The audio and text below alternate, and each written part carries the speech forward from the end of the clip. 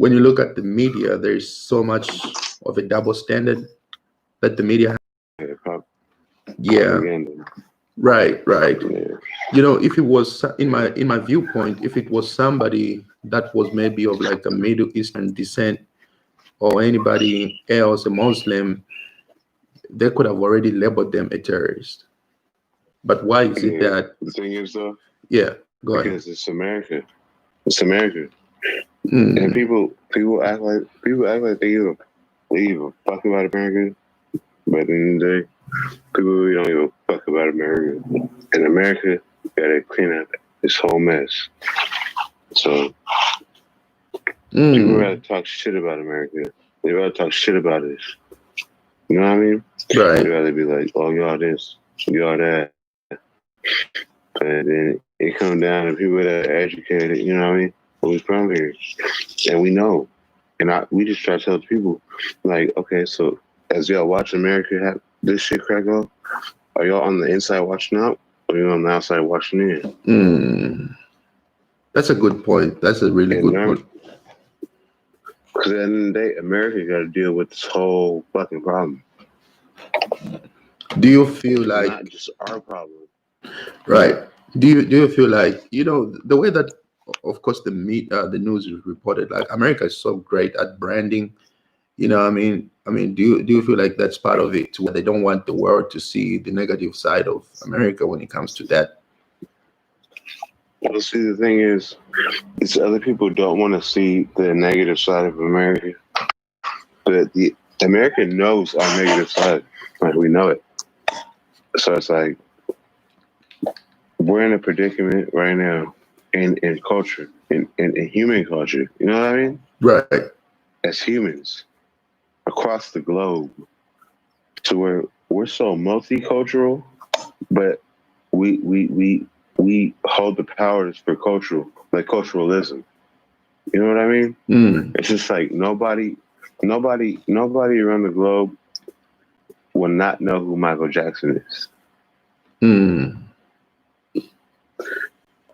We run military, we run water, we run sea, we run a lot of shit. So if they don't think America, once it hits a fan, like once we're not already ready, and we've been bred to be militant people since the day we were born. You know what I mean? mm-hmm. I'm not saying it's okay. What I'm saying, people love to disregard America.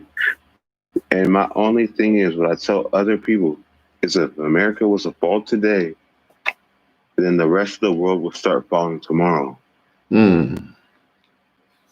So do you feel that's the most reason they do what they have to do in order to, once again, to paint the picture that nothing really happens in America that crazy? Like if somebody goes on a suicide mission or on a bombing mission, the media is not really, because Yeah. he's American, like won't even say All anything. right. They'll So probably, you what know, happened? What happened when a country started doing suicide missions on a bombing attempt? You know what I mean? They were kamikaze pilots. And what did America do? We dropped a nuclear fucking bomb, right. knowing that scientifically it wouldn't even be correct, because after we dropped that bomb, we have allowed our access of us being here to every edge of in the universe. Mm, So who knows we're here? But people forget that the president of the United States walks around with a nuclear football everywhere he goes. mm. So here's a comment that somebody made about that.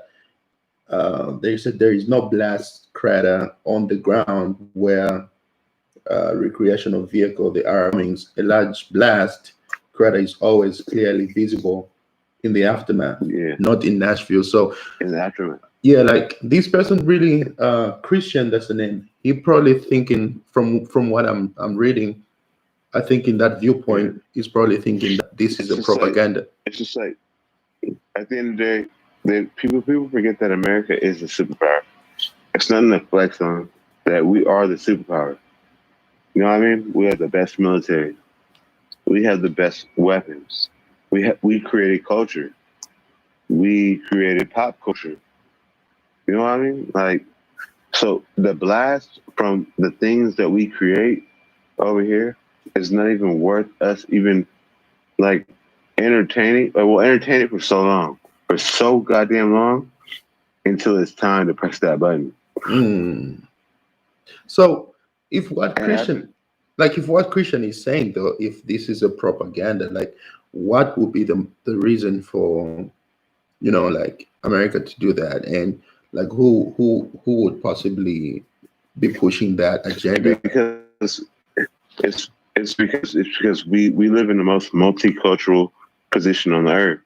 We have white, black, brown. You know what I mean? Right. Green, like whatever. Like that's just where we live, and that's where we're at. So our position to do it would be like, okay, somebody's infiltrated the United States. Somebody has infiltrated our governance of the way that we govern shit. So if somebody else gets it and someone else has a militant like behavior, then why will we not flex our shit at the right time? We have the stealth bomber. You know what I mean? Mm. Mm. Everybody knows in the world who Michael Jackson is. Right. I'm talking about even like Elvis Presley. Like energy. Like just energy. Like that's why I be telling people, be careful about what Donald Trump is doing. Because he walks around and there's someone that walks right next to him with a bag. It's called the nuclear football. You know what I Mm. mean? That can knock off any country on this earth at any goddamn time. But see, America be cool. We be cool. We are y'all. Y'all are us. You know what I mean? Right. We just happen to be here. We just happen to be here. And then they happen to raise us here as our militants too. So if shit hit the fan, it'd be like, okay, not only you raise a whole country full of militants, like we gonna hold this motherfucker down. Like regardless. Yeah, and on that point, I would also like to add on something on that point where, for some Yeah, people that might not understand exactly what you mean, the yeah, selective service system, like, I'm a foreigner, yeah, and yeah, one of the requirements that I was required to do if I wanted to stay in this country was to actually sign up for the selective service system, and that wasn't a choice. Like I had to do it, and if I yeah, didn't do that, I was going to face jail time or be fined like 100,000 US dollars. yeah. I mean, it's like, You, okay, well, I'm a foreigner. I'm coming in this country. I'm not really looking into going into the army yeah. or to go into war. When something happens, like, can I just work and pay my taxes and contribute to the economy? Like no, it's not just a working class society. That's not how America is. Unfortunately, you know what I mean? It's like Right. you're hustling, or you're doing this, or you're doing that. But you understand?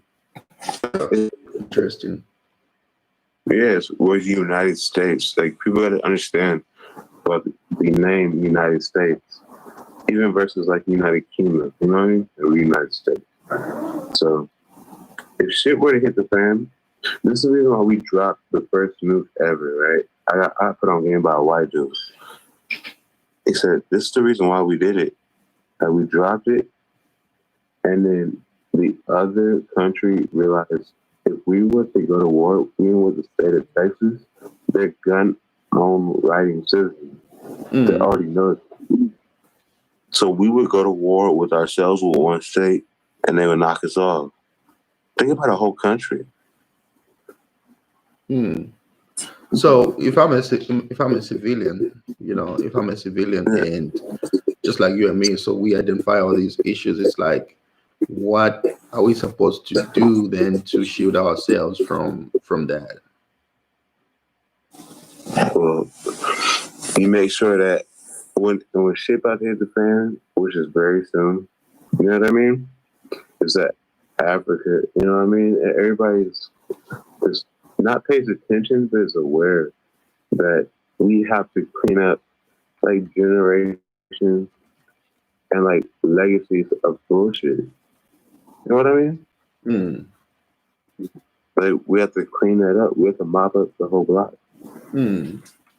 and it's here because if America were to fall today, then the rest of the world would start falling tomorrow. That domino effect. Right. And I understand on that aspect, just simply because they definitely run the they definitely run the world, especially when it comes to like trade. When you look at other countries, Yeah, for instance, in countries where they buy copper from, they set it to where they can never go beyond a certain threshold. Like other countries in Africa be so broke, not because the economy is hmm bad or the leadership. It's just because like whenever they export from those countries and on importing top, like European countries and the United States, on top, they put a of that, certain we got to come margin. back in there. We got to come back in there because China has been doing shit. You got to knock China off out there too on y'all side. Yeah, yeah, yeah. You know what China I is mean? over there too. China is in there Yeah, included. yeah. So China is about to get fucked up on another level. But yeah, like you said, you're right, brother. You're right. Yeah, I mean it definitely sucks. I'm always encouraging young people to always trying to not look to the government and try to be independent as much, and knowing how to rely on creating resources for themselves and be like business minded, because like if you look really looking up to the government, it ain't really cutting it like that at all. Uh, people don't understand what's really going on. You know what I mean? Right. It's like it's like, and then I hate when people be like, "Oh, America, yeah, we've been privileged for a long time." Yeah, that's true. But at the end of the day, when it comes down to right now, people know that America has a lot of shit to clean up for the rest of the world. Oh yeah, you get those stories every single day, like left to right. Everybody, like people know. Yeah, You can't just hide it and forever. yeah, exactly. Yeah, there's So it'd just be no like way. your brothers over here. You know what I mean? We're ready. You know what I mean? We ain't scared. We're Yeah, I definitely feel that. I definitely get that. Yeah, man, appreciate it for sure. For coming through and giving your opinion. But I'm just trying to get as many viewpoints from different people as possible to just see exactly where people's minds are. Man, thanks for coming through, bro. The Black Ghost. like Yeah, man. I followed you as well, so I'll check out your podcast and everything like that. I will, King of Africa. All right, bro. You know, got y'all. All right, Got see you. y'all. All right.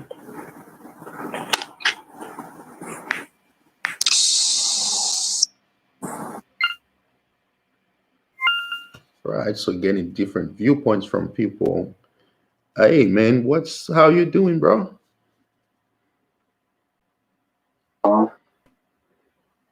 Yeah. Your name is Sejo, or Seiji or T with it. I'm trying to pronounce like all these characters that you have on here. Um, but yeah, man, I really want to have a conversation. If you look on here, if it's something which you'll be interested in having your viewpoint on, I would really appreciate it. Just the recent events that happened in Nashville, and it just crossed my mind. When you take a deep look at it, the media is really not, taking a stance and calling this dude, the bomber, as a terrorist. But when it gets down to just other people, if you're looking at somebody who might be of, Arab descent, or anybody from the Middle East, or if somebody was a Muslim, then by now they would have already been throwing it out there on the media, talking about, oh, this was a terrorist attack and everything like that. But when it's domestic, done by an American, it's like, why doesn't the media have the same energy and labels, such people as terrorists? So I don't know if that's something that you might be interested in giving your 2 cents on that. That's really interesting. I'm sorry. I cannot hear you. That's really interesting. Oh yeah, yeah. So what's your thoughts about that? About the topic? Excuse me. Okay, got to go. I'm trying to have a conversation with people and not really not trying to waste no time not talking to people about this subject. Ghostface, how are you doing? What's up with it? I'm good. Man, peace and love, man, peace and love. Hey, I got this topic on here. If it's something that you might be interested in having a conversation about. Well, but I don't mind. I don't know. I heard about the Nashville bomber. Wasn't they? They said he was a Trump supporter. Uh, Supposedly. oh, for real? See, I ain't got that. I haven't listened about that part of it, but I was hearing it was going around yesterday. I wasn't really paying attention to it either, but I would. It kept coming different people around, so that's why. That's what I heard. I'm not very sure. I don't have facts that it would, but I was hearing that it was the bomber was actually a Trump supporter and got and he blew up in the bomb. yeah, He blew himself up. I get that. But my biggest question with that is, so you have all that going on, but the media, if it's somebody from the Middle East, they so quick to label that person as a terrorist. You know what I mean? Or if somebody was a Yeah. Muslim, it's like, oh yeah, he a terrorist, he this and that. But when it comes to domestic Yeah. terrorism, like ain't nobody really saying nothing like that. Like they just all quiet and just trying to give all these Yeah. possibilities. Oh, was he sick? Was he mentally with this and that? It's like, why isn't the media calling him a terrorist? Because what he did was a terrorist attack. Yeah.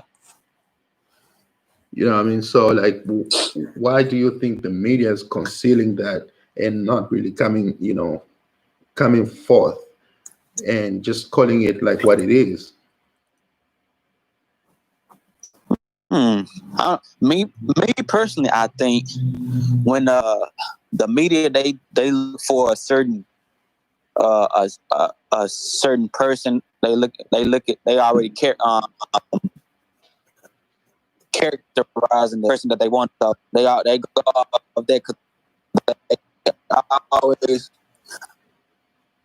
I'm just gonna I'm just gonna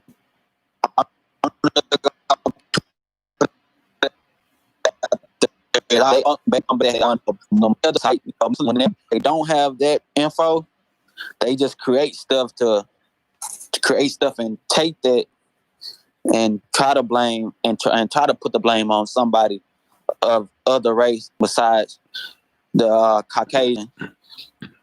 It goes back because everything pretty much 85% of things that's in the world now was created by us, the blacks and white people, and Caucasians stole it.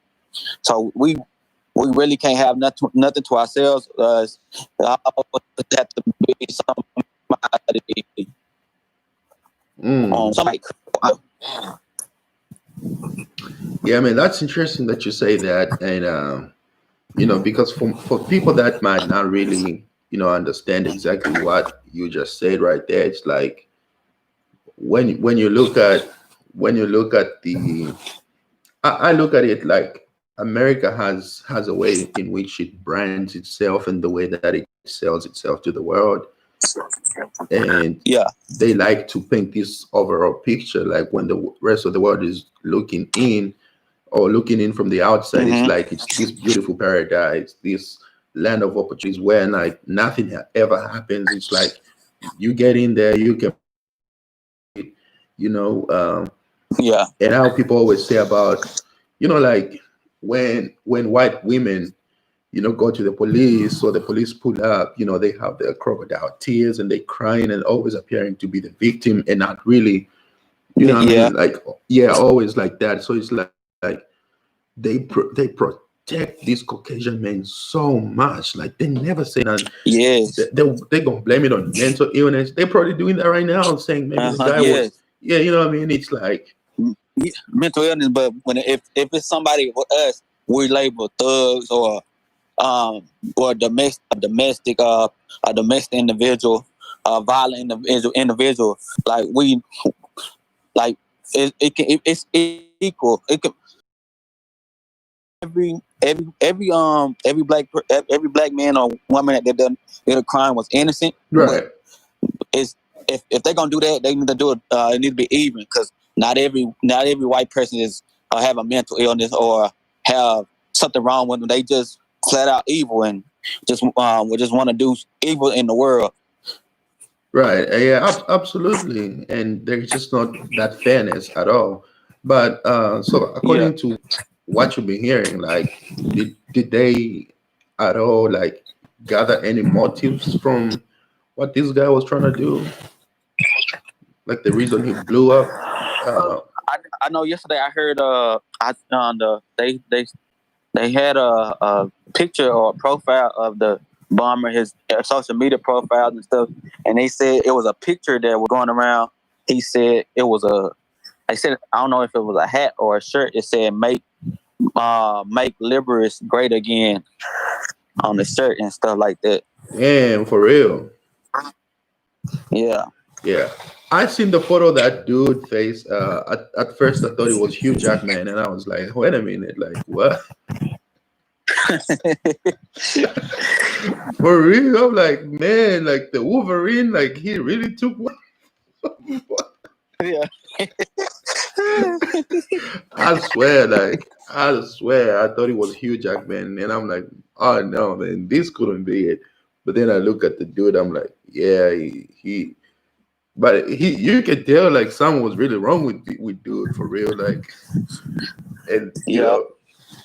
but somebody else, somebody who thinks it was a propaganda, messaged me here and said like, um, there wasn't anything like, let me see what he says.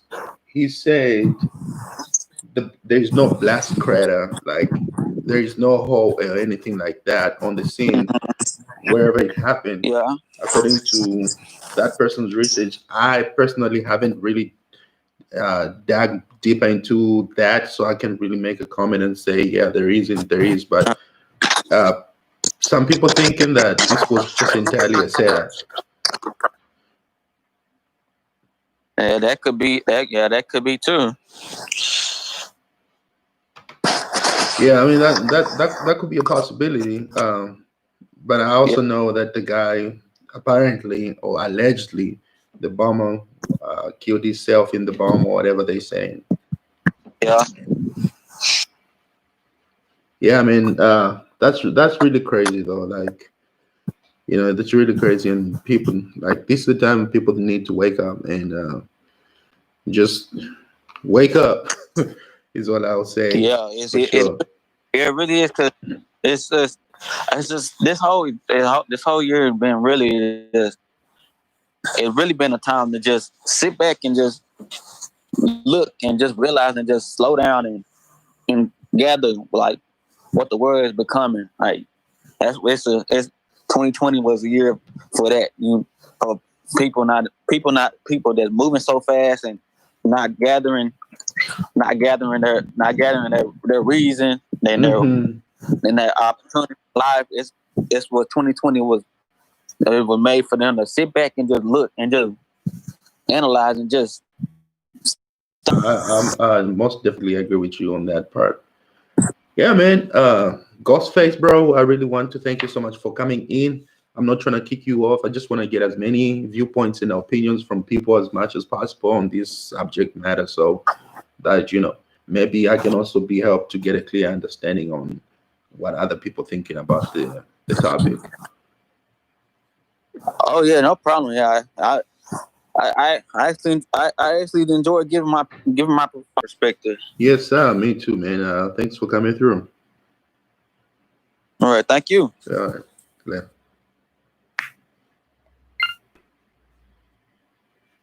And we're going to get into Christian. How are you doing, brother?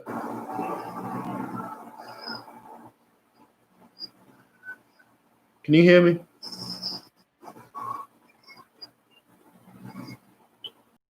Can you hear me? Okay, we're going to jump Christian. We're going to we're going to go to our next listener to get more viewpoints on domestic terrorism here. And for everybody listening, we're waiting for. Yeah, man, how are you doing? I want to say, is your name Idris or Idris? Or is it just depends on like where somebody from, on how you pronounce your name?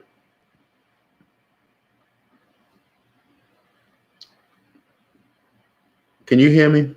I think your mic is on mute and I can't get you at all.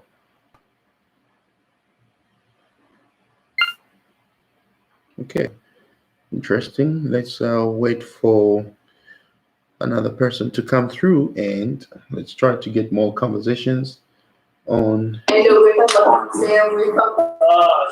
You don't want to mention everybody. He just mentioned everybody. Hey man, how you doing? Yeah. A dog's butthole.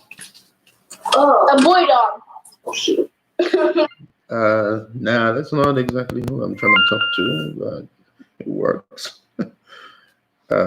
This is not an open talk. Let's set the topic to what we want the topic to be about. And guys, if you're coming through right now, I am talking about the Nashville bombing and trying to understand why the media is not labeling the bomber as a terrorist like they always quickly do when it comes to other nationalities or foreign nationalities or when it comes to Islamic people. But when it gets down to right here in America, like when it's domestic terrorism, they kind of they kind of really hold back from saying such, and that becomes a problem in itself for me. Like, is there a double standard? What are you guys' thoughts when it comes to this topic itself? So we're going to go ahead and sit tight, try to get somebody else to come through and have a conversation. Hey, how are you doing?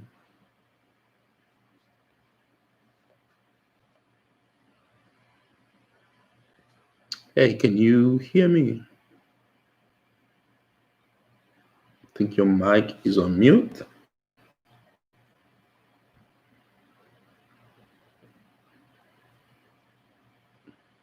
I think your name here says Coco. Can you hear me? Hello. Hey, how are you? I'm good, thank you. How are you? Pretty good, pretty good. Where are you tuning in from? London. Oh, from London. All right. My brother is actually in Liverpool. My brother lives in Liverpool. That's interesting. Oh, really? Yeah. I'm in the United States. But yeah, so I have an interesting topic here in front of us. I don't know if it's something that you would like to give your opinion about. Okay. Yeah. Yeah. So if you've paid attention to the news of what happened in the US here, there was a bombing that happened in Nashville, Tennessee. And, my take on that is when you look at the media, if it was somebody from a foreign descent, a foreigner or a Muslim, they could have already been calling that person as a terrorist. But since it was somebody domestic and preferably, not of a certain race, the media is so reluctant in calling that person a terrorist. Like, what do you think could be the reason for that?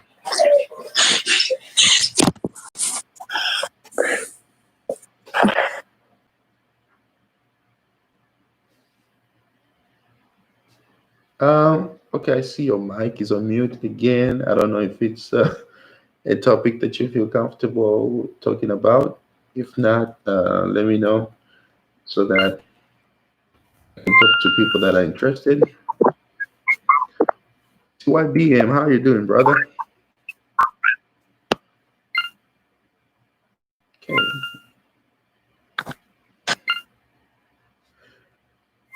Searching for more people to talk to. Mark 95. Hopefully we can get the connection on here going smooth. I think for now, don't have that connection through, but we're going to wait for this connection to come through and see what happens. Fuck you. Hey, what's up, Mr. King of Africa? Man, I'm good. How are you doing? Hey, Derek, how you doing? Hello. Hey, not too bad. How about you? Pretty good, man. Yeah, man, I just have a topic that I want to get people's viewpoints. If it's something that you're comfortable talking about with me. The Nashville bomber situation? Yeah. Yeah. What about it? Yeah, so my main question actually is, when you look at the media, I'm taking on the media's double standard. And I feel like if it was somebody who was from a foreign country or somebody who was a Muslim, or from the Middle East, they could have been so quick to call that person a terrorist. But since he was domestic, like they always do that when something like that happens here, where there's a shooting, they just never call that person a terrorist. It's like, what could be the reason? We have a huge problem with like white people not being labeled as terrorists when they're obviously terrorizing people in our own country. Because it's still like we're still suffering like from issues with like the civil rights movement. We're still suffering from issues with like slavery in this country, and there's still a huge divide. There's still like the Ku Klux Klan still exists. There's racist kind of problems that we're dealing with in this country, and there's a biasism towards like giving the label from the white demographic as a terrorist group.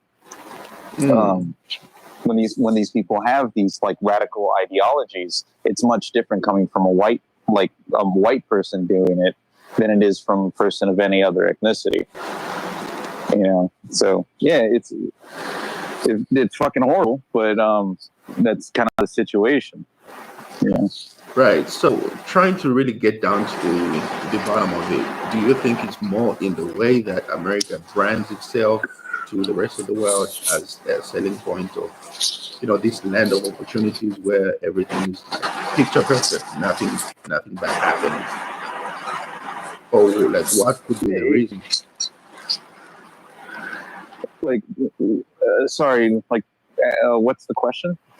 I said, so Like, just is it a problem? just following up on the comment, what you just said. I said, so is it more of a way in which America brands itself to the rest of the world to where they can't really say nothing crazy like that about, a Caucasian male as opposed to just the rest of the world? Is it more of a selling point to the world? Yeah, well, I mean, America has in the past century advertised it as like kind of like the melting pot of the world, and it has like this kind of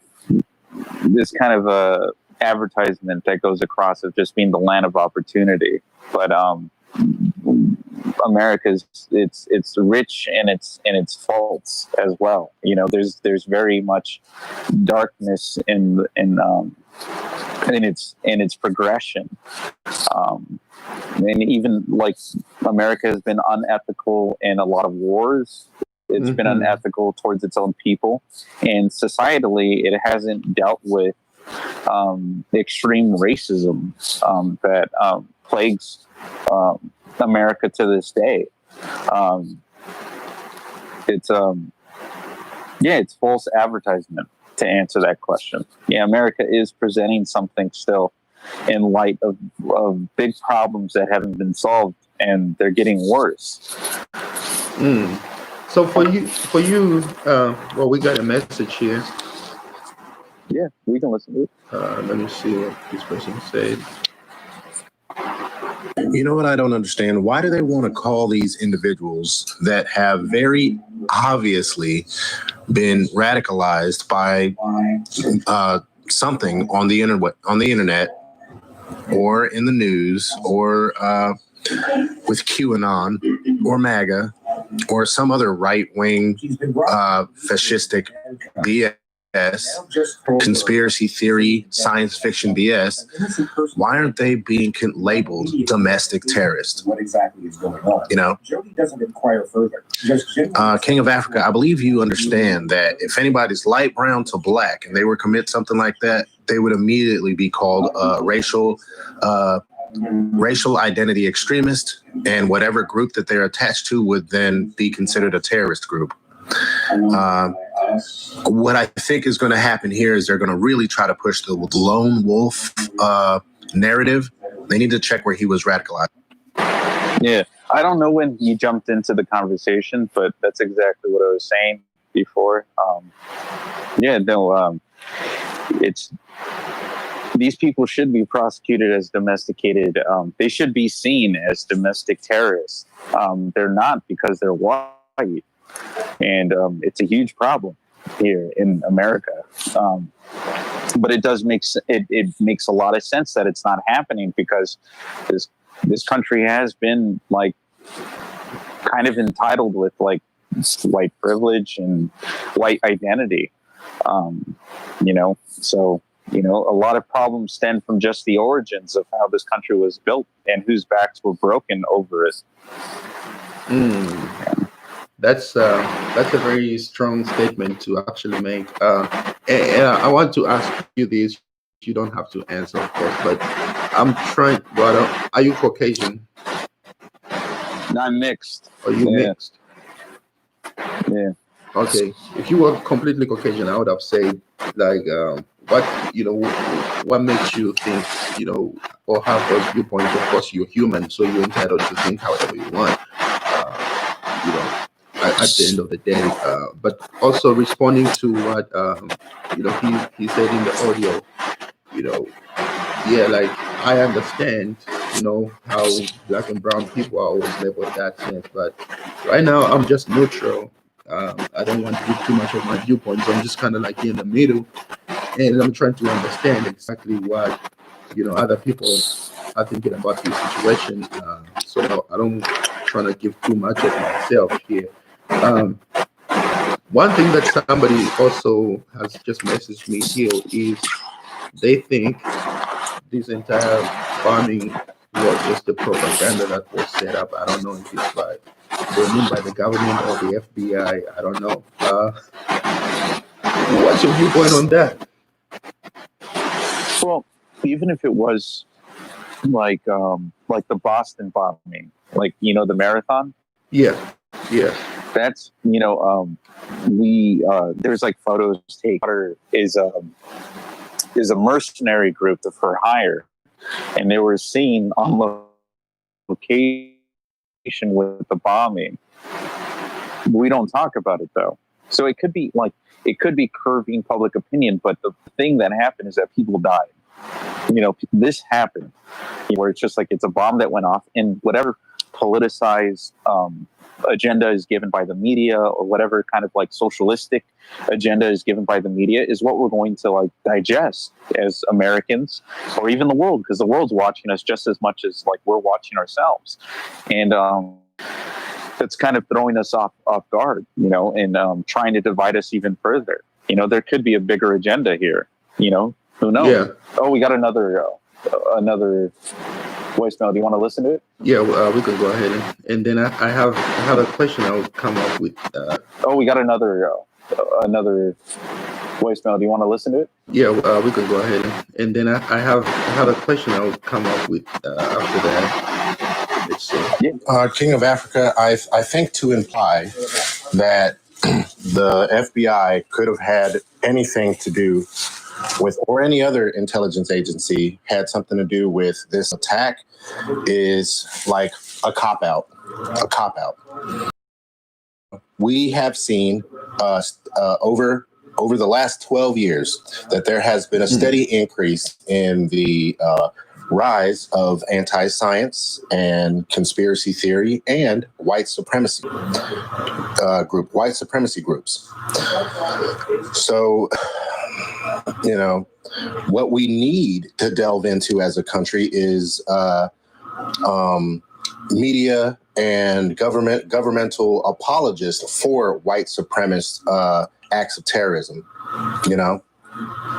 There's probably gonna be an op-ed about his family and how he was a quiet man and whatnot. We need to stop it. Oh yeah, that one is a straight shooter right there. I like that because that's literally what we've been talking about here. And yeah, like it's just that dead silence.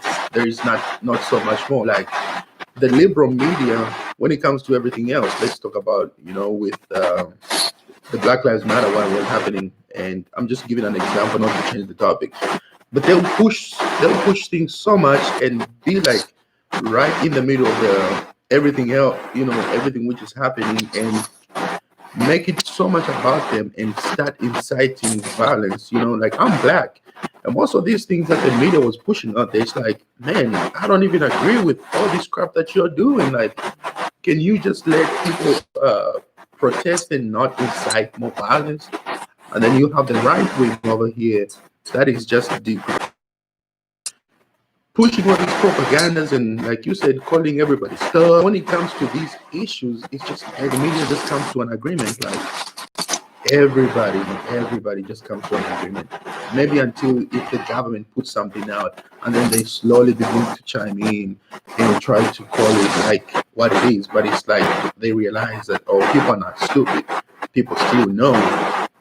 So now the question is, can you blame the media, or do you blame people that actually subscribe to the stupidity of the media when it comes to that? I guess I aim a little higher there. Like this is divide and conquer. We've been going through like over almost close to like 70 years of propaganda put against the people. They know what they're doing. They're dividing us. And it's crucial for us to come together and unite and kind of see the problem for what it is, and just we get caught up on these socialistic issues. I don't know, like I felt like we talked about all of this right now. Like, to be straightforward with it, it's a huge problem. We're ignoring white supremacy. We're ignoring like a lot of issues with just like even liberals. They kind of make it under their agenda, and then they run with it, and the same thing with the Republicans too. It's just like they see it in a different light. They ignore certain things just as much as the Democrats do. Like everyone's ignoring certain like factors in these issues, and they're fighting for their agendas. Absolutely. So one last question for you. We've talked about and identified the problems, but I guess one thing we haven't really talked about is, do you think there is a solution for this? And how do you go about inciting change? Unity. Us coming together beyond cultural and ethical backgrounds, or not ethical, but Ethnic background. Ethnicity. Yeah, ethnic backgrounds. Yeah, we have to unify, but we have to like be caring and empathetic towards each other's dispositions. That's I think is like the light at the end of the tunnel. Like there's still hope for us, but there's a lot of things going on that is much bigger, and I think that this is all built to keep us away from each other. But yeah, I think that we could solve these problems if we just listen to each other, Absolutely, man. And Derek, I really appreciate you coming through, man, and giving me a viewpoint. I like to have conversations. And I think it always starts with us. So, sharing viewpoints like this, people listening in, and I believe, whatever we do, we can help people to change their minds. So, man, I appreciate it. I'll try to get other people's viewpoints and see what people have to say. Thank you so much, man. Yeah. So, of course, sounds good, man. Have a good one. Thanks, you too. Bye. Right, guys. So we're going to Tim Julius 3000. How are you doing, man? I'm well, man. I'm actually from the Nashville area, bro. Oh, I see your topic is the Nashville. Yeah, man. yeah, man. King. King of Africa. That's me. That's what's up, man. I'm following you right now, man. And I'm gonna follow you back. I really appreciate it. Yeah. Absolutely, man. I think I'm just on here trying to understand certain things. When it comes to the bombing, and yeah, really sucks, especially for you that are around that area.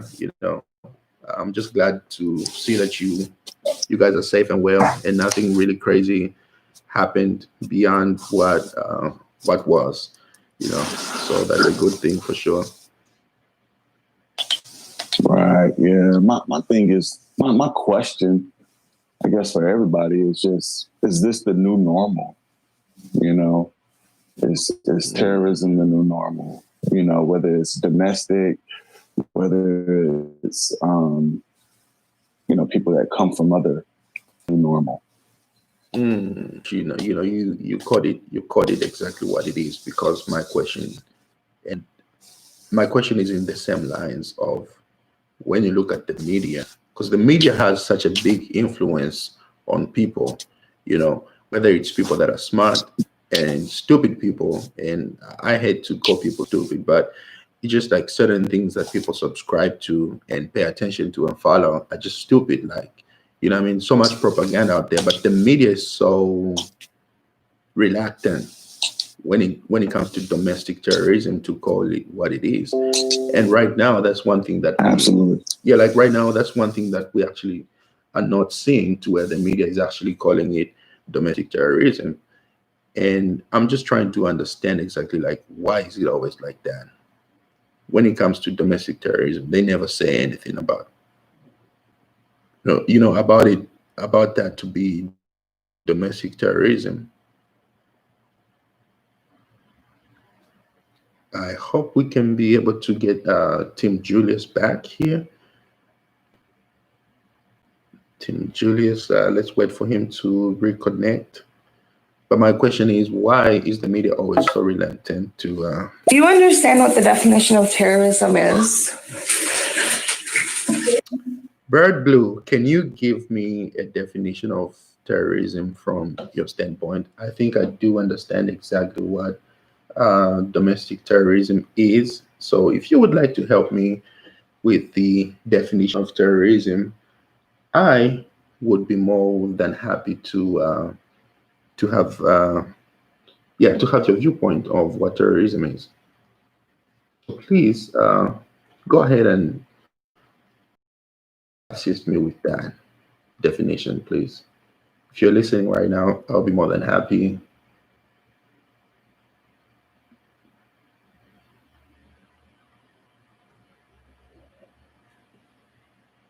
I'm waiting for Bird Blue to give me a definition of what terrorism is. I'll be more than happy. I just got asked the question. And guys, if anybody else is listening, do you understand what the definition of terrorism is? So that we exactly what we're talking about here. Michael, how are you doing, man? Okay. Let's see here. And want to see exactly who we can talk to. Hello, King of Africa. Yeah, man, I lost you there. I'm so glad that you got back in. Yeah. Absolutely, man. I don't know what happened there, man. It's just the stereo guys, man. Please. Yeah, it's messing up. So somebody, my question was, you had made a statement that is this the new normal of terrorism? And my question was, the media is so reluctant in calling it terrorism, like even up to this point, when such things like this happen, like why is it always like that? Yeah, man, it's hard to fight for answers. I mean, was it? Someone can easily argue that it was mental health. They come up with the person that they identify who the bomber was. He died in the blast. And for him, just put yourself in his shoes. For him to drive up to the location, right? Mm-hmm. Send out a message. He's sitting in the vehicle while this message is saying, evacuate, evacuate. A bomb is getting ready to go off. And then he's playing music as well. Talking about, he played a song from the 60s called Downtown. And he's playing this song and he's sitting there. And so I'm just thinking, where was this guy at mentally? Where was this guy at emotionally? How come no one saw this? And man, it just it's kind of a red flag to where we are as a society, as far as, how connected are we actually, at an age where we've never been more connected, we're still so distant from one another. Who reached out to that brother? And so, I mean, you could raise the mental health question there as well. Yeah. It's sad times, man, especially in Nashville. Nashville has had so much. I know a few years back they had the Waffle House shooting. Right. I don't know if you remember that. I remember that. Yeah. And so and then they no, like and then they had the shooting at the movie theater a few years before that. Right. So it's like Nashville is becoming this new hotbed for terroristic behavior. Right. And I agree with you. Obviously there was something that was wrong with him. Like, no question about that. Like, definitely when people do things like that, whether it's a shooting, anything like that, of course there's something wrong with that individual, 100%. But, my only problem always comes with, when it's like people from other ethnic backgrounds, or if it was somebody who was from the Middle East, or if it was somebody that was from, like those people, they would quickly label them as terrorists. But that's just not a word that you would find going around in the media. They'll always raise questions of, do you have mental health? But it's like, it's 100% domestic terrorism. And there was an audio that came in. Somebody was asking me that, do you understand the definition of terrorism? I'm like, of course, this was domestic terrorism. And, I guess somebody doesn't really understand what domestic terrorism is all about. But yeah, man, I 100% agree with you. But when it comes to, like us people not being unified, where do you think that thin line lies? Like, why don't we have unity? Wow, man. I feel like if I had to answer to that, man, I'll be an extremely sought after guy, But I mean, it goes back, this, I mean, I feel like people love to divide. They love to point out the differences, seek out the differences in others, whether it's as individuals or whether it's people group. We love to find and identify what separates. When we need to have a bent towards what unites, what unifies, what brings us together. Because I feel like there's more that bring us together. And this is not a new statement, but, there's more that brings us together. There's more that unifies us than separates us, And, I feel like if we were really on a journey to find out what unifies us, man, I feel like we would have less acts like we had in Nashville. We would have less acts like we had in 9/11. I feel like, regardless of where we live in the world, man, there's only one race, and that's the human race. And we need to unify, bro. We need to unify, man. And I'm a Black man saying that in a a Black Lives Matter world that we live in, right? Yes. But I just feel like there's so much that unifies us, man. Whether it's Black, white, Puerto Rican, Asian, Haitian, it doesn't matter, man. It's like we're all one at the end of the day, bro. If there is anybody in this room right now listening to us, you have two Black men sitting up here, and we are saying we need unity in this world.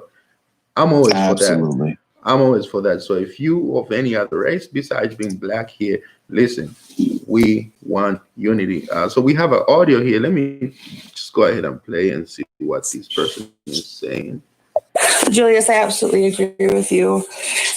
It seems like we really like to make us an other, and we like to look down on other, be it racism or classism or sexism, or they have, whatever.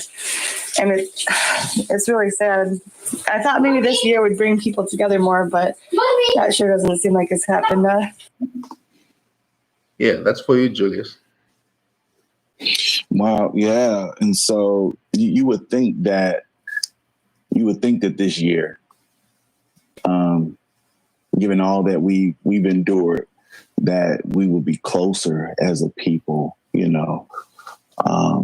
but it just seems like hate and violence is still finding a way to creep in, and interrupt our daily lives. And so I want to go back to her previous message where she spoke about defining terrorism. And I think that's important. We just can't throw out words and assume that we're all on the same page, as far as the definition for that word goes. And so I just went into, FBI.gov site here in America, and they define terrorism as the unlawful use of force and violence against a person or property to intimidate or coerce a government, the civil population, or any segment thereof, in furtherance of political or social objectives. And so going back to the Nashville bombing, they're still trying to figure out what his motive was. Was there a manifesto left at his apartment or at his, I think he lived in a duplex condo type deal. Right.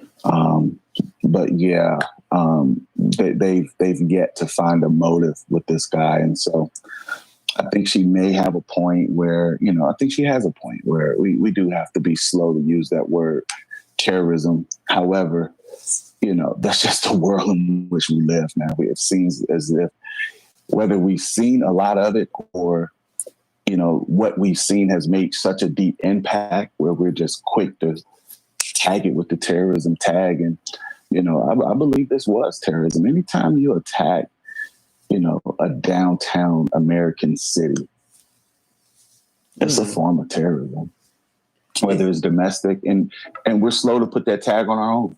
Right. And we're slow to put that tag on our own. Right. And with domestic terrorism, has a kind of more like specific and detailed definition, to where it is still the use of, force and committing a terrorist act in the perpetrator's own country against their fellow citizens. You know what I mean? So with domestic terrorism, it's not so much of like, for political agendas and anything like that, but it's just the committing terrorist acts against your own people in your own country. So it's not so much of like you're trying to have political gain, or you might have this other type of agenda. It's like, no, you just committing those terrorist attacks against your own people. So it doesn't specifically has to be for political gains or anything like that.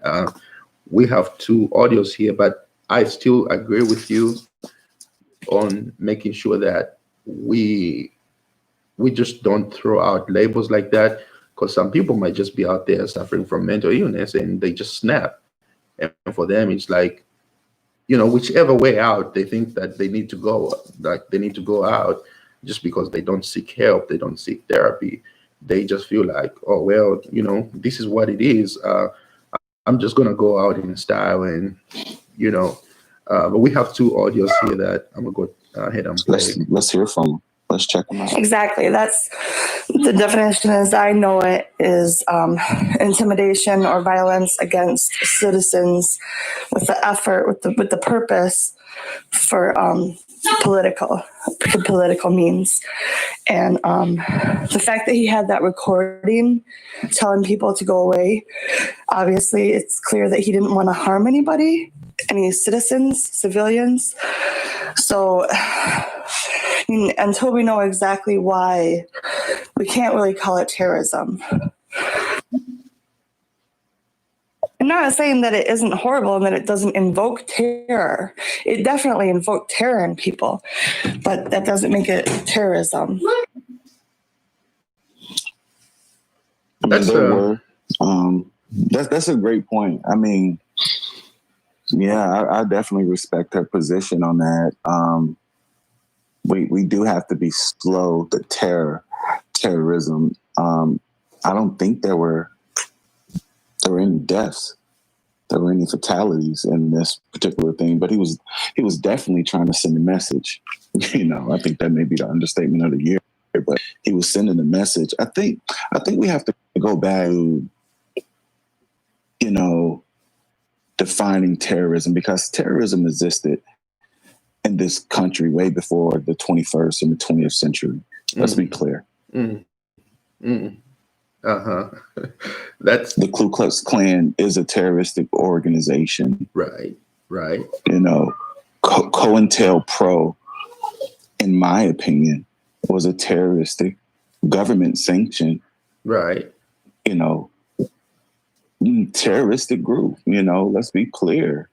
Anytime you start targeting Americans and start targeting people with violence, and you are an organized group, that's violent. That's terrorism, man. And for whether the Ku Klux Klan lynched or whether they killed or shot anyone, I mean, just putting a burning cross in a Black Baptist preacher's yard is a problem. That's terrorism, man. You're invoking fear for political reasons, for economic reasons, for how you want to control the way that power is distributed and protected in this country. And so, and that existed way before modern day terrorism.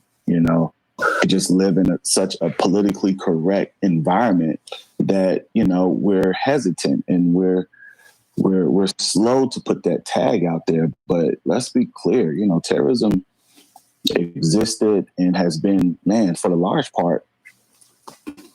Yeah, no, absolutely. It's been ignored. It seems like it's been ignored, for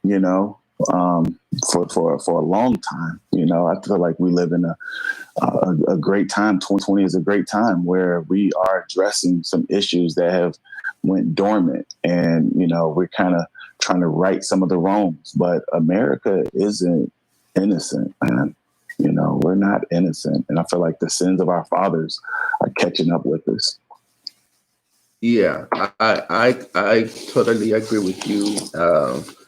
And there's something that I wanted to say, but I can't seem to remember all the details anymore that was involved in this article that I read. Was put out on the news, and that had something to do with the FBI had. I think it had to do with the like the Proud Boys and everything like that. These supremacist groups. Yeah. So they labeled them. Oh, man. They actually labeled them as a terroristic group, but the government was actually recently blocking it out from coming out. But when you go the FBI and everything, they actually labeled them as the terroristic group, but then the government blocked it out from coming out and coming out to the public where people can actually have the info. And so there is a lawsuit that's been going on with that, and it's just amazing. Like you were saying, it's just amazing how certain things even that information is still not being made available to the public. To where people can actually have access, and you could have these followers who actually subscribing to these things, and maybe once they begin to realize that, I guess maybe just the certain word, the word itself is well, if the government is really not standing with us, and for the people to realize that, yeah, I guess maybe over here we mess it up. Maybe it might help, but simply because you have somebody in power that is being supported by a certain group, just look at how much information is being suppressed. You know what I mean, to the people. Absolutely. Absolutely. And then, going back to COINTELPRO, Fred Hampton being shot in his apartment,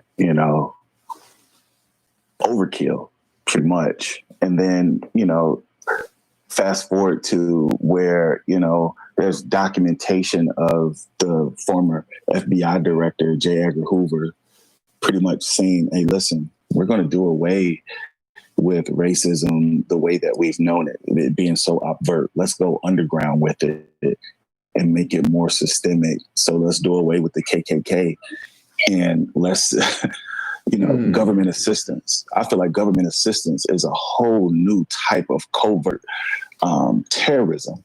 The benefit, the wiping out a whole people group from the playing field and eliminating them from just the capitalistic competition in this country is sickening. It's sickening. You're offering them $700 a month, and then you just eliminate them from the competition, right? That's one more stock investor that I don't have to compete with. Oh man, I like let's that. give them and let's give them lousy schools, and unequal education, and let's give them the crappiest teachers that we can find in the district.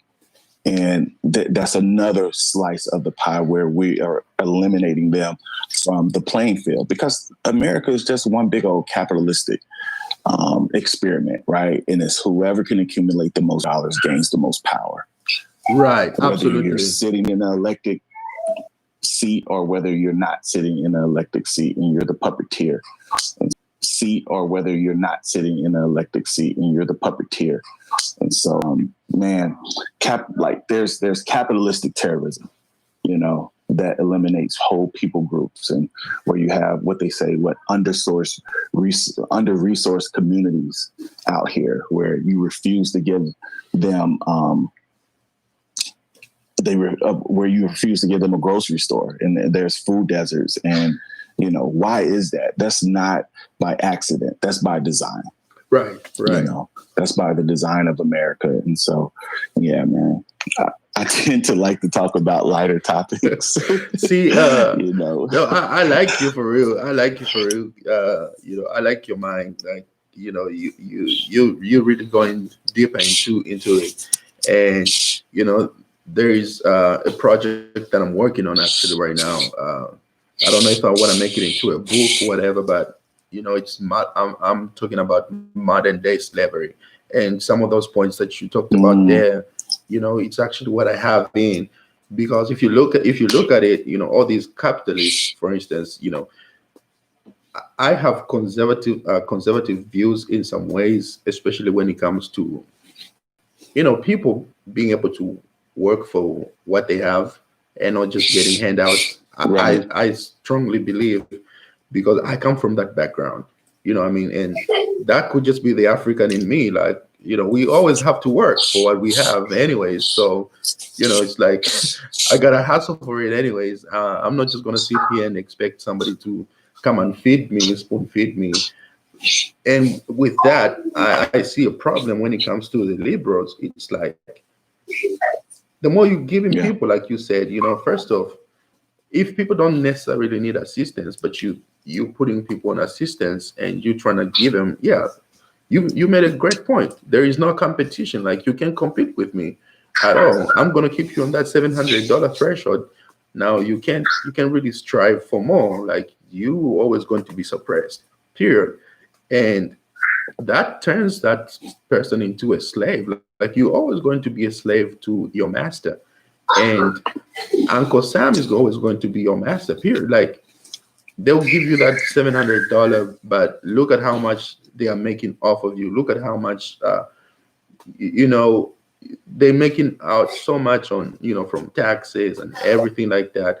And then, they're giving all these handouts, but they are winning, because at the end of the day, still that money that you're getting is going right back to them. It's still going back into the system, and people are Right. always going to be suppressed.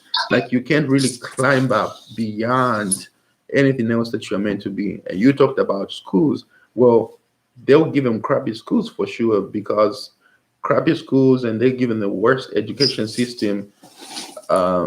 You're not going to learn anything. You're not going to strive for anything, and you end up becoming, criminal, and your days are over. Like, well, you're just destined for jail. Yeah, I mean, our education system has done more damage than the OKC Unabomber ever will. Right, our school system has done more damage and destroyed more lives as far as failing to set students up for success. They've done more damage in that department than Bin Laden ever will. And I don't want to belittle the families that were affected by that. I definitely don't want to come across as insensitive to that. That was sickening, right? And that was one of the darkest days in Americans' history. However, dark days are happening every day in our education systems. Yeah, so much. You know, kids are walking across graduation stage, if they walk across, ill-equipped for the next stage of their lives, and don't want to take parents out of the equation, right? Parents do play a major role in that. But if we're sending our students, our kids to an institution for 8 hours of the day, man, we should. Is it wrong to expect a product that is, top shelf? What's the outcome? We should have high expectations for the outcome of that student, right? That's me. I completely agree with you. I mean, think about it in those lines. I'm from Africa, and so I only get the terms that people use when it comes to alternative schools. So you guys have alternative schools over here, right? Like where they say, yeah, and that's baby prison. That's pre-prison. Right. But we'll talk about that later. Right. Exactly. So you have pre-prison. Prison prep. Yeah. Like you actually have a school where you're sending your so-called bad kids. It's like, what are you doing? You know what I mean? You have this money. And that's my profession, by the way. I work with youth. I'm a youth developer. So I've been working for youth for over 10 years. And props to you, bro. That's I'm glad you actually out there and impacting the lives of of the youth, because that is so much needed. I feel like if they can take that money and really invest it where it needs to go to, that could be a huge dramatic change. Like some of these kids, they just come in, they probably might have anger problems. If we can figure out how to just address that and help that child, than sending him to a bad school where now you put them in an environment with all the rest of the so-called bad kids. It's like, what are you doing? Instead of having. But apparently, that's not the focus. That's not the focus. And we have to ask ourselves why. Why can we look at a 24-hour news cycle and not hear anything about the plight of our American education school system? Right? Like, why? Why isn't that in the news cycle? Why isn't that an epidemic? There's so many other epidemics that's been going on far longer than COVID that America refuses to give media attention to. Absolutely. And we have to ask ourselves why. Because they're mostly controlled by, I think it's 6 conglomerates, right? It's like CBS, it's 21st Century Fox, Viacom, Disney. I forget the other ones, but maybe Time Warner. But they're controlled by these conglomerates, and you got to ask yourself, what is the agenda of these major corporations that's controlling our media and refusing to talk about the epidemic of education and the misses of our education system? They refuse to talk about the fatherlessness epidemic, which is a crisis in this country, where you have 20 million children who are going to go to bed tonight without their biological fathers underneath their their roofs, right? And so there's so many other epidemics that are going on in America, but we only choose to talk about this one that we're currently, like, you know, I mean, my mother was attacked with COVID and she beat it. But and so I'm sensitive to those who were affected by COVID and lost loved ones. It is an issue, but there are other epidemics that are going on in America right now that are just as dangerous as COVID. And I feel like media just refused to cover it. You can go 24 in a, Yeah, no, absolutely. You're absolutely right on that. And these have been going on for such a long time, for generations and generations. And you keep breeding, you know, these generations. And, you know, I might go back to, we have an audio, and I might go back, you know, going way back into the history of America. I don't know if you ever read the letter by William Lynch, where, you know, the name lynching comes. Yeah, the William Lynch letter. Yeah, but it was read in the town where I currently live. I'm in Richmond, Virginia, in the Richmond, Virginia area, and that letter was read on the banks of the James River here in Richmond, man. Yeah. Wow, you've been to the river and everything like that, like exactly where. Yeah, absolutely. You can still see the stocks and the blocks where slaves were sold. They have it roped off, and not necessarily roped off, but you can pretty much visit it. Yeah, it's right there on the banks of the James River, downtown Richmond. Wow. Yeah. Wow. Let me play this audio real quick, and we'll go from there, man. Do either of you two have children? I'm just wondering.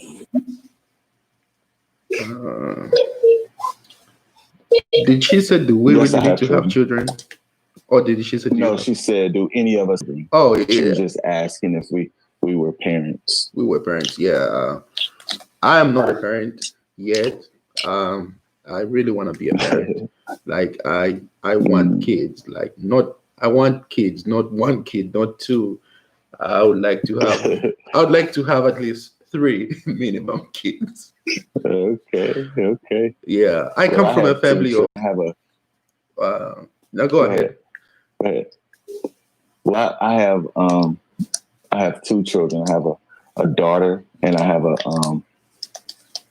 son, and ages 12 and 7, and I'm courageously. My wife and I have been married for 16 years. My wife and I are courageously trying to parent these 2 little kiddos, man. Yeah, congrats, man. I think I kind of hear them in the background, if not mistaken. I think it's cabin fever, man. Yeah, my son is around here playing laser tag. Yeah. I love kids. Like I love children. And you know, I was exposed to like being around children at a very young age. Whenever my elder sister and my aunt had kids, I think I was only 8 by then, actually, and I used to help them to like babysit and everything. So for me, like, it used to be such a great experience, and that's crazy. Like, I had to grow up fast because they both worked. They both had babies like 2 months apart, one in August and one in October. And literally, like, these babies were like 4 months old, and I was 8. Sometimes I could be left with the kids and babysit them, feed them. I could follow the entire program, and you know, the entire, like, what I needed to do to feed them when it was feeding time, and change their diapers and everything like that. And you know, I guess that made me appreciate just the entire process of the child development. So absolutely, like, I've been well trained into it, man. Yeah, I am well trained. Yeah, like, now they're 20. Both of them are like 20, and it's just like, it's beautiful to see them just grow up and, you know, turning into just adults that, you know, they're out here pursuing their dreams and everything else. So yeah, like, I definitely want to have my own kids. I'm only married this is the 2nd year, so yeah, like, working, trying to make sure that I can have. I think that's an honorable aspiration, man. Just to want kids, man. There's definitely a lot of work and responsibility in that's inherent with becoming a parent. There is. Man, it's humbling, bro. It's humbling. You feel like, man, do I have what it takes, to really, especially when you realize, when you start understanding the personality and really seeing all the gifts that's in your children. And my wife and I, we have the belief that we're shooting arrows, right? We identify those and we direct them in a certain direction that we believe will, help those gifts fully mature, and try to develop them, put them in camps, make sure that they're surrounded by other people who can cultivate and develop those gifts. But man, it's humbling, bro. When you look at your 7-year-old, you're like, man, he has to be smarter than me. Like, he may not know as much as I do. He is gifted. My goodness, it's crazy, bro. But yeah, man, parenting is, that's why we say we are courageously parenting our kiddos, bro. Yeah, look like we have a message, man. Let's see what they're talking about.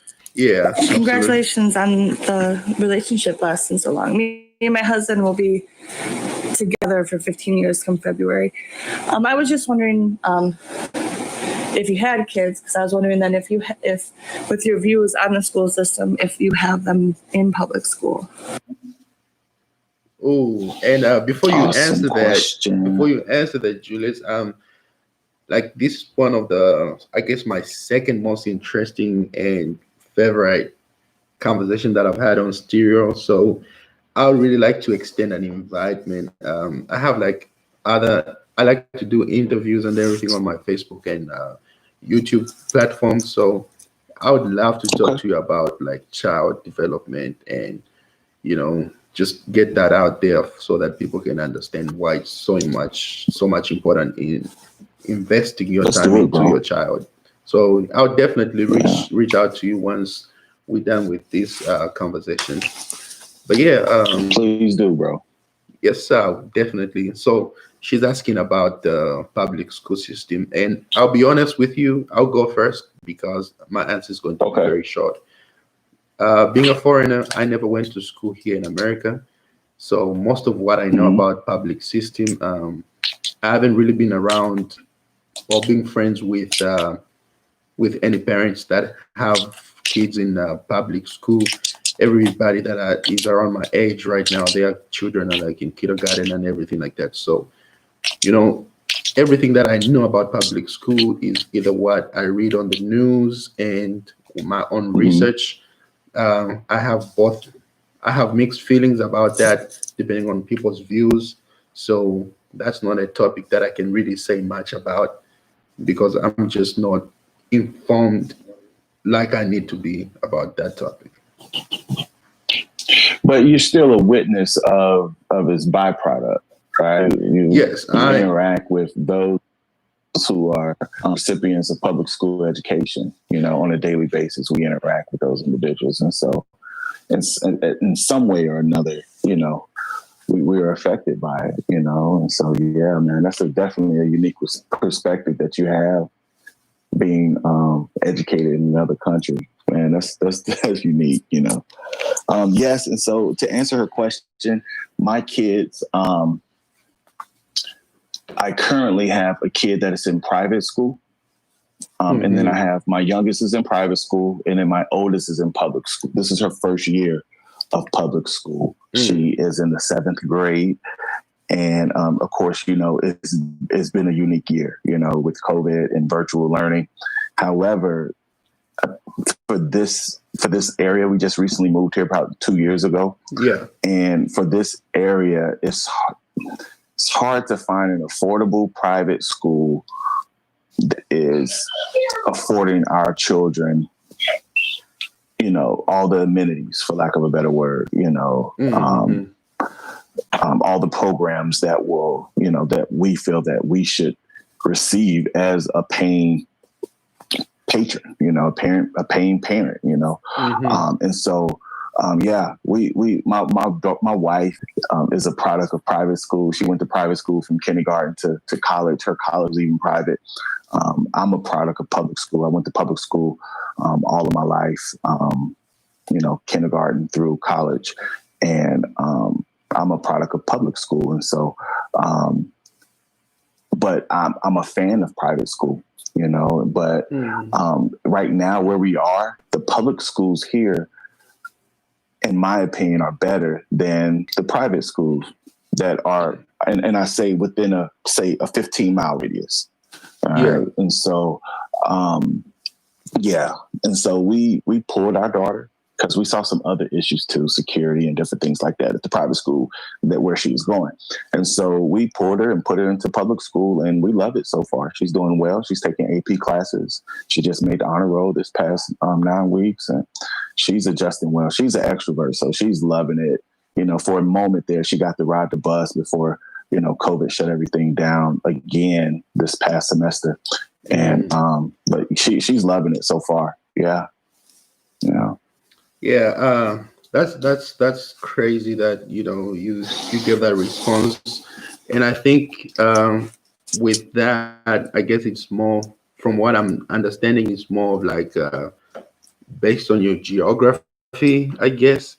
Because where I live, there's some better schools if you travel 20 miles out, but we don't want to have that commute every day. That's just us. But there are some other schools that are more pricier, because you get what you pay for. Because like where I live, it's literally 3 minutes, like 0.3 miles. There's a public school, and it's one of like it's very new, but the area itself is one of like one of the nice areas in around, and that school is like great. Like it's great. It's right up there with the private schools. They offer the programs they have. Yeah, like the programs they have over there are like nice, like awesome programs, and you just see the development of the kids. Like there's always something going on, and it produces a lot of good kids, so-called good kids, and when you look at other schools, you're just wondering like what's going on, like what is really going on, and that also takes me back to what we were talking about, alternative schools. And I remember one time I went back to visit like where my wife grew up from. That was in Illinois. So went to Illinois to see where she was from and everything, and the school that she went to. And it's just like a jaw-dropping moment when you look at that. It's like, why is this school even there? First off, just the infrastructure itself. Yeah, man. Yeah, I mean, there's no money being poured into those schools. No. No. They're definitely not, it's a punishment to teach there. I mean, you name it, and it's crazy. It's crazy. Yeah, man. Yeah, it's wild, man. You got to ask yourself, like, why is that? And my belief, in order for there to be a 1%, there has to be a 99%. In order for there to be a top, there has to be a bottom in place. That's just by design. In order for there to be a non-working class, there has to be a working class. And as a result, you're gonna have poor schools. You're gonna have poor schools, and that's just the way it is, man. And so, and it's sad to be on the receiving end of that, But we need some indigenous leaders from these communities to raise up, and and really speak out and allow their voices to be heard. And organize, so that we can bring some change to these topics. Change is not going to happen. It's not going to drop out the sky. Change comes from caring adults who are willing to step up and do something about it, and be willing to put their neck on the line to bring about some change. And so that's true. That's very true. And with that, people need to be careful not to subscribe to people like like Dr. Hey. Umar Johnson. Hey. Dude, Umar Johnson, like, man, he came Umar, up. yeah, Dr. Umar Johnson. Yeah, man. Man, Like, I feel his passion, his energy. I just wish he was more, so I wish he was about unity. I wish he was pro-unity. It seems like he's not pro-unity for everyone. He's pro-unity with Black America, but he's not pro-unity with, Dr. Umar, he's entertaining. Yeah, and like I feel his passion too, and he was off on a good start, like trying to raise money for the school and everything else, and then it's like that turned out into being a scam as well, actually. And was it? yeah, like I remember one time, I think the problem began with what's the athlete? Is he a basketball player or football player? So, anyways, he was supposed to meet up with one of the athletes. They were going to give him, I think it was either 100,000 or $1 million. And then something happened. Something happened in between there. Like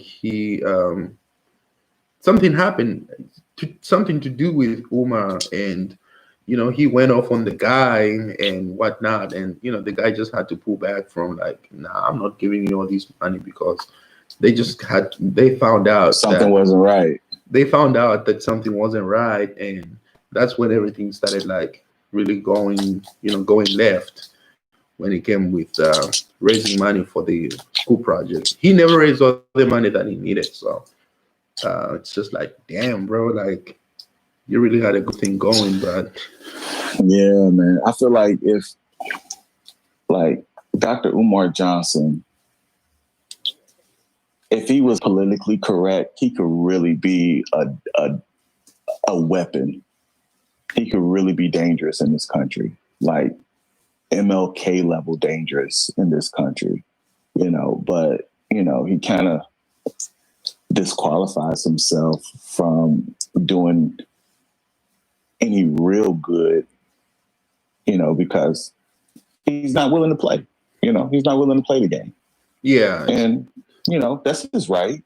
That's his right, but he's not willing to play the game. He wants to do it his way, and we see what the results are. But I feel like he won't be anything more than just a YouTube sensational, sensationalist, Yeah, he speaks. it's like you have to and that just goes with any of us. It's like you have to set your arrogance to the side, especially if you want to reach people.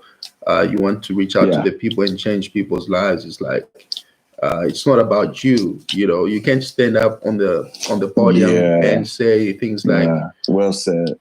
Yeah, because you had people donating money, and people trying to ask for, like, more information about where the money is going and how the money is being used. And you can have a response like, well, if you give me $1,000, then you have limited access of $1,000. I'll probably tell you, like, I'll give you a quarterly update, but you gotta give me more than $1,000. You gotta give me like $50,000 in order for you to know exactly what's happening. It's like, bro, do you understand that if you have $1 billion and you take 1 cent away from $1 billion, then you're not a billionaire? Like, it's literally that simple. Right. Like, it's literally that. Like, every cent counts. So if somebody gives $1,000 towards your goal, it's like, that's $1,000 more. I mean, you're $1,000 steps ahead than you was just a moment ago. And just that type of arrogance that people who feel like they know more just have, really kills me, for sure. Like, it kills me.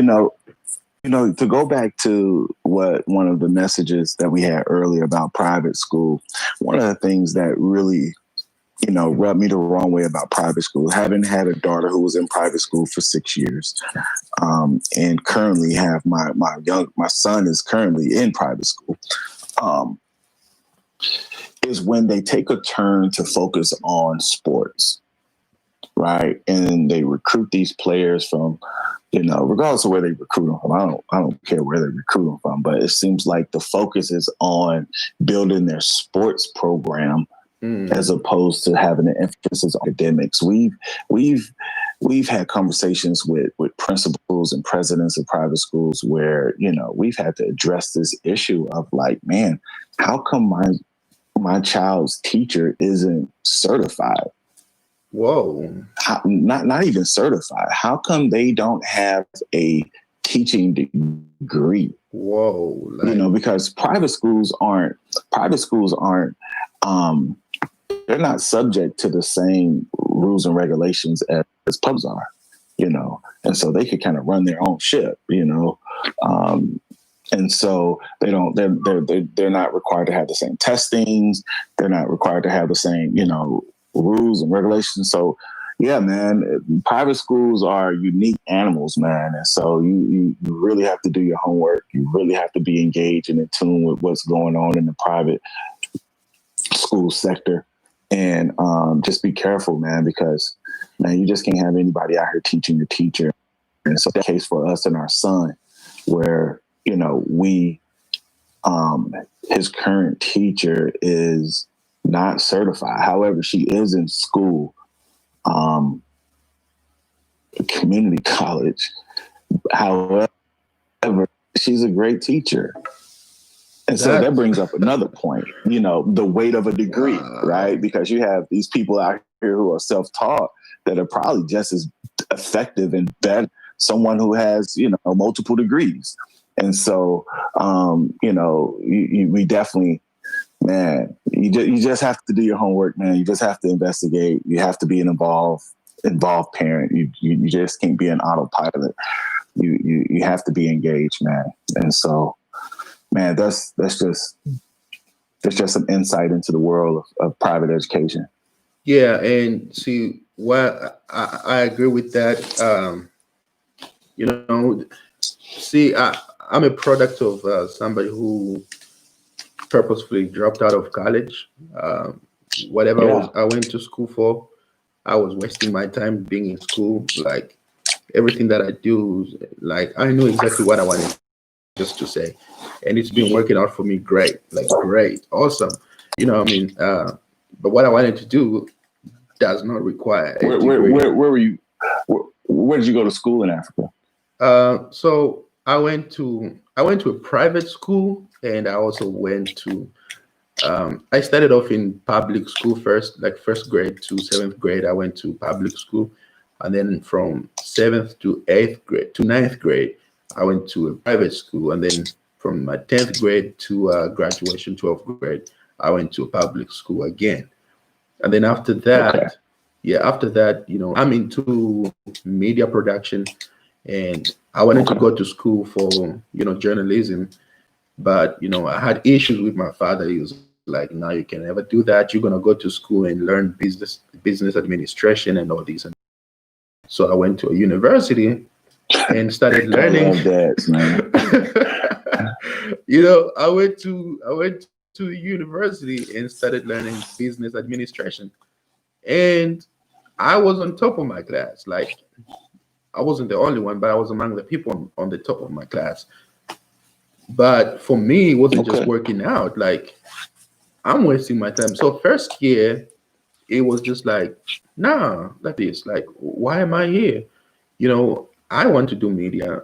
Right now, I own a media company. I do video production. I'm into movie production. I'm into shout out, man. Let's get some hand claps for King Africa being an owner. I appreciate it, man. Being an owner, man. That's real. That's real talk. Yeah, I appreciate that, man. And I produce videos. I met some awesome people, and I'm keeping making connections, left to right, interviewing music artists, and if you guys watch The Voice, the dude on The Voice there, he was on The Voice. His name is Darius Lyles.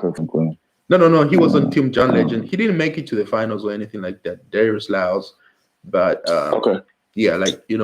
I met him through doing videos, and we became good friends before he went on The Voice and everything like that. And now you're looking at him where he is now.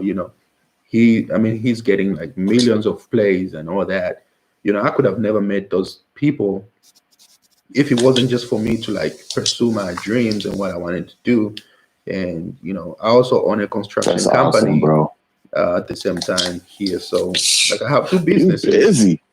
Man, you got to be busy. busy. You gotta be busy out here. You can't just be, trying to wait for handouts and everything from, You're right. it's like, You're right.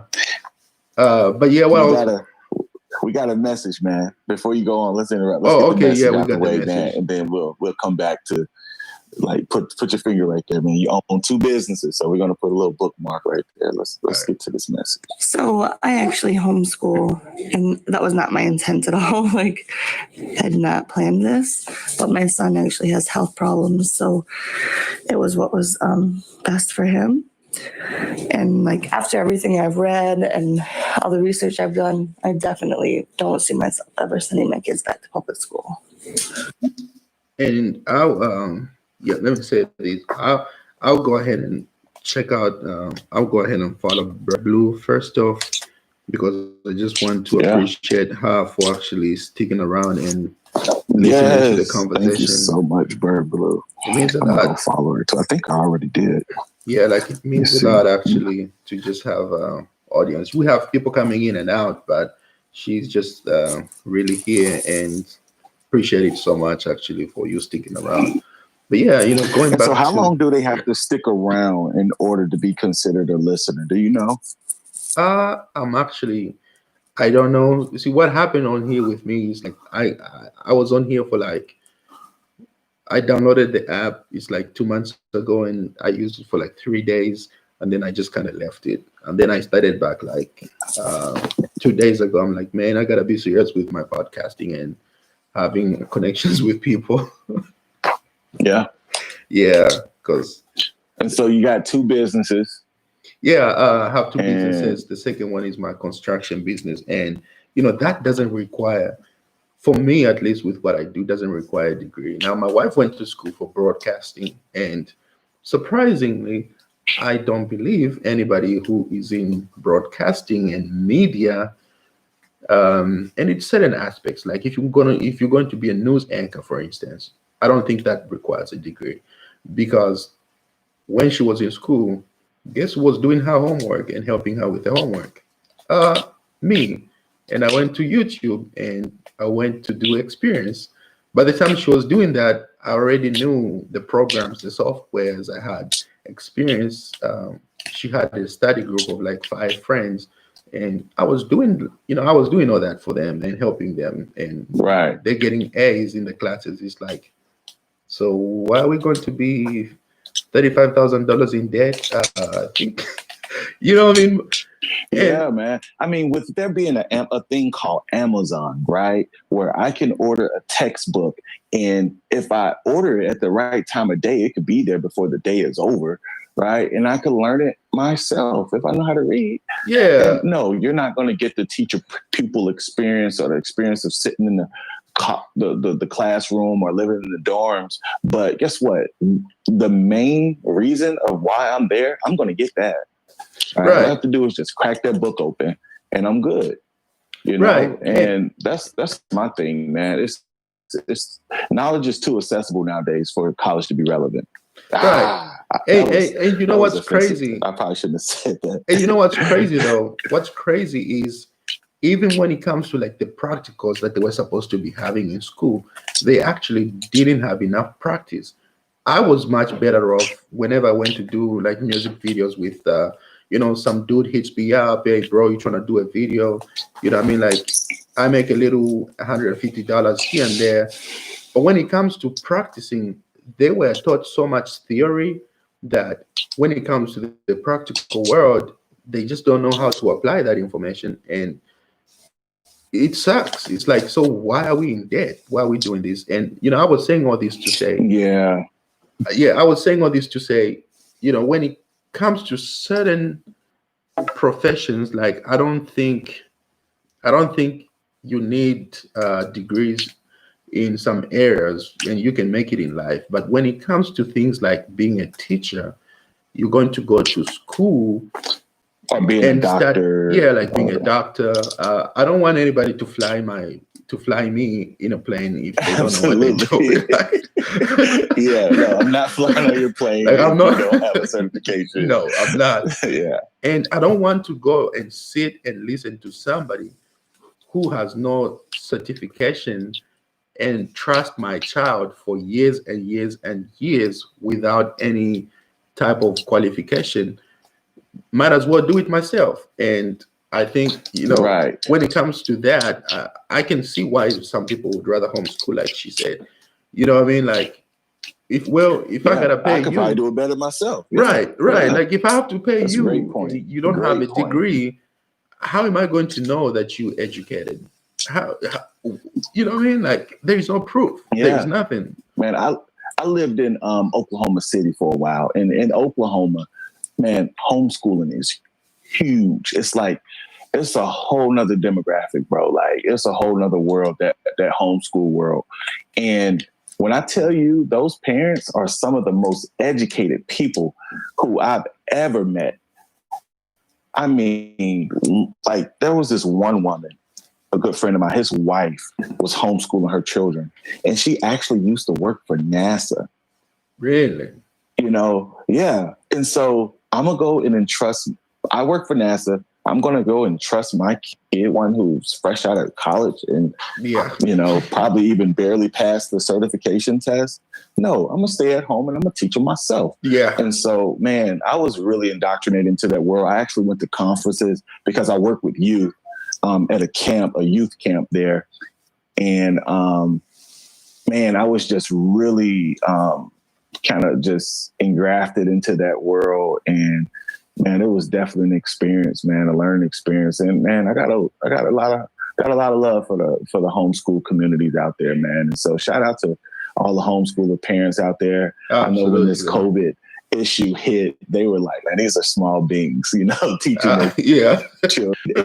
And then guess what?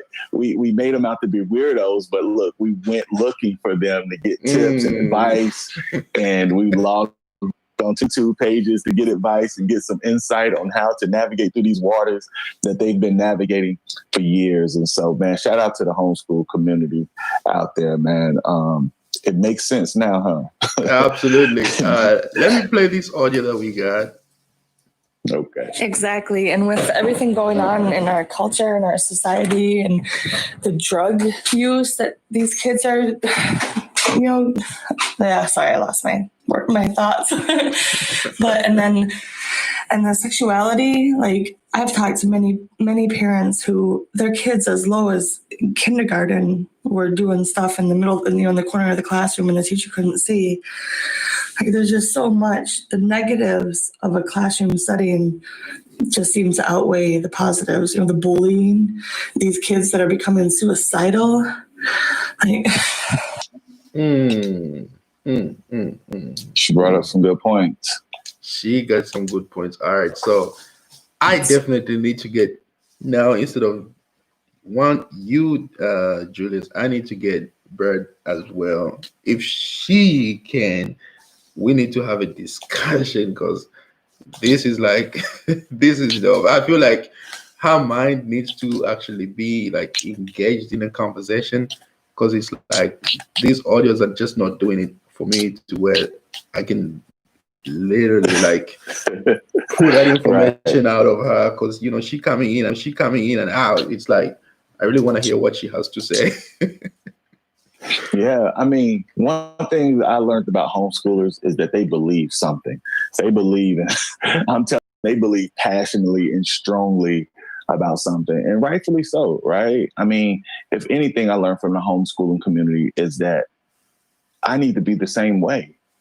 I need to be able to give a reason for what I believe. If I believe a certain way or a certain thing about education, I need to explore that and live in that space a little bit, right? And really be able to give an answer for where I stand as it pertains to education. It doesn't need to be an afterthought. Education for my children shouldn't be an afterthought. And I feel like for so many parents it is, and man, homeschoolers just taught me to, man, give a damn.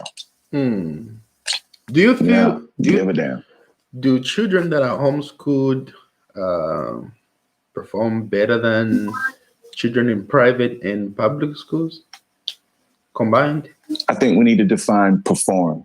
Define perform. Um, Like, I guess just like the overall performance. Oh, what's the word that I'm looking for? academically? Yeah, Are you talking maybe academic? Oh, academically, okay. and also when it comes to like, I don't know, just like there are certain habits that children will pick up from. Those can be merits and demerits, I guess, of homeschool. Um, First off, yeah, I think I have two questions. Do the children in that are homeschooled perform better academically? And the second is like when it comes to social engagement, like how does I now? knew that was going to come up for homeschool, the social engagement. Yeah, like Yeah. how does that work? Are they not shielded from that development of where they need to be surrounded by other kids, and they need to know how to interact? Social interaction, isn't that taken away from them then, to where it's kind of like they are shielded from the rest of the world? You know what I mean? Like an egg is not a chicken, as long as it's in the shell, is not going to know that there is a whole world out there until it hatches. So it's like um And I know Bird Blue can probably answer this better than I can. However, being a part of that community again, thought the same thing. I thought that homeschoolers were just a bunch of weirdos. Their parents thought they were better teachers, and so they're no, man, that's not the case. They have co-ops. And man, they actually the homeschoolers are part of like basketball teams and football teams. Man, they are socially engaged, probably more than a public school student. really. And I know that may be hard to believe, but I'm telling you, man, homeschoolers stick together, man. And especially with technology, there's ways to create groups online that actually meet in person.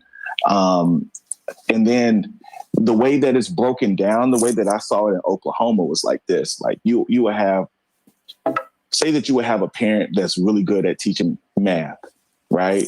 And so guess what? There would be a group of mothers or a group of parents who would get together and say, hey, we're going to let mother Tomato teach math. Okay, somebody is good at science. Okay, we're going to let Mr. Banana teach, science. Okay, this person is good at athletics, and so they find a way to kind of like they're revolutionizing school. And it's kind of like how school used to be, right? Back in the 1800s, if you will. But they're learning from parents who are the biggest stakeholders, right? It's one thing for a teacher to teach my child, but it's another thing for me to teach my child.